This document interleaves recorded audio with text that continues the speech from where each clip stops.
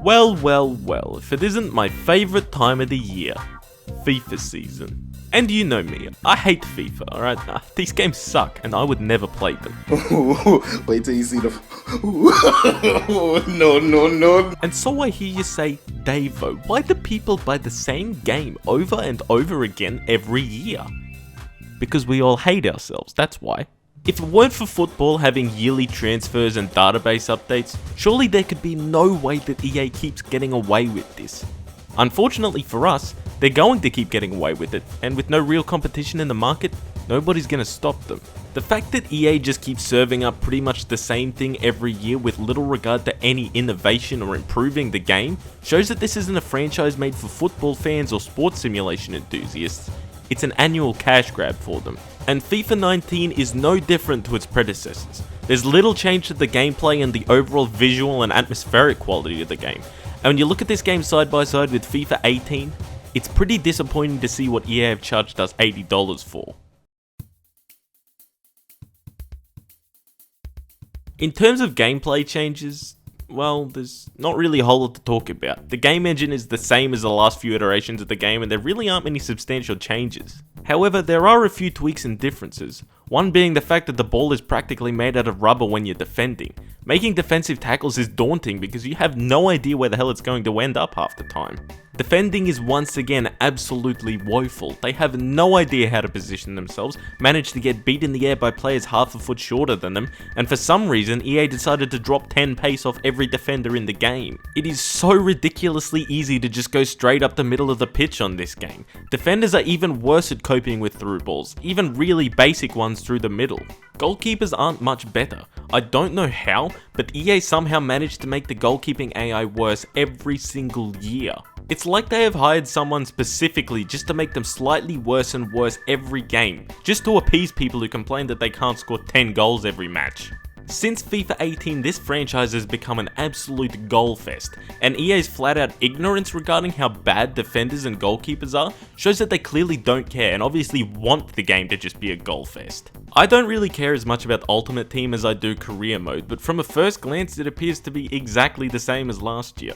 Very little has changed on that end. I was hoping for perhaps a better career mode experience than on FIFA 18 after they touted the massive changes that would overhaul the game, which just ended up being the shitty cutscenes that play when you're negotiating with a club or player, which are still in the game and are exactly the same, dialogue and all. Loaning in career mode is still near impossible because nobody ever wants to loan their players. Then there's a youth academy system which is practically the same as it has been for a while, in that it's overpowered as fuck. I was hoping that in FIFA 19 they may have had more variation and less stupid names for youth academy players, but the very first time I got an academy update, I opened it and... Lewis everybody, Jesus Christ.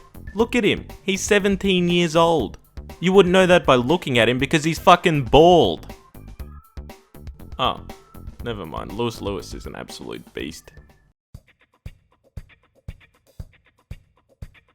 Look, to give EA any sort of credit, the one thing they actually managed to get right with FIFA games is the atmosphere. There's usually a pretty good buzz around the stadium when you're playing, though sometimes slightly over-exaggerated. The commentary is actually improved somewhat. They're actually able to string together multiple voice lines and make somewhat coherent and observant commentary, so that's also a little bonus. Alas, the animation in game engine looks pretty much exactly the same as FIFA 18. Even the animations, the goal celebrations, the scenes when a player is booked, the way that keepers dive when making a save, I noticed pretty quickly that they were all more or less the exact same animations from last year's game. And as usual, the game looks much nicer in real time than it does in the slow motion replays. You get to see how choppy the animations actually are when they play. The generic player models for players that aren't in one of the top leagues in Europe are just as bad and still look the same as they did 5 iterations of the game ago. Some of them are really bad. Holy shit, this guy's player model is ugly. It's hard to say anything about the UI because it's once again exactly the same as FIFA 18's, but with a bit of a new palette and some new stock images. Except for stuff like the league table in career mode, which you can now only see less than half of the table at once.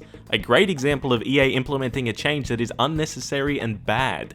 And that there's really the big problem with FIFA. The changes are so minimal and pointless and often make it worse. They're not substantial, they don't improve on the game or the format.